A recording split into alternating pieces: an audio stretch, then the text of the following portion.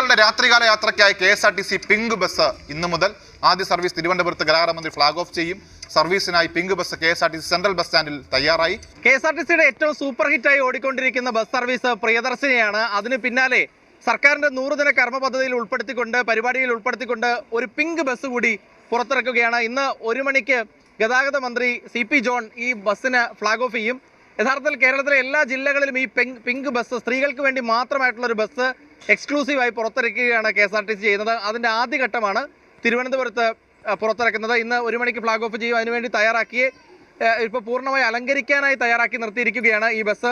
എങ്ങനെയൊക്കെയാണ് ഇതിൻ്റെ സർവീസ്, എങ്ങനെയൊക്കെയാണ് പ്രവർത്തനം എന്നുള്ള കാര്യങ്ങളൊക്കെ നമുക്ക് ട്രാൻസ്പോർട്ട് ഓഫീസറുണ്ട് തിരുവനന്തപുരത്ത് ചോദിക്കാം. അപ്പം പ്രിയദർശിനി വലിയ ഹിറ്റാണ്. അപ്പോൾ അതിന് പിന്നാലെയാണ് ഒരു പിങ്ക് ബസ് കൂടി ഇറക്കുന്നത് അല്ലേ? എങ്ങനെയായിരിക്കും ഇതിൻ്റെ ഒരു സർവീസൊക്കെ നടക്കുന്നത്? കേരള സർക്കാരിൻ്റെ 100 ദിന പദ്ധതിയുടെ ഭാഗമായിട്ട് KSRTC സമയബദ്ധമായി നടപ്പാക്കുന്ന പദ്ധതിയുടെ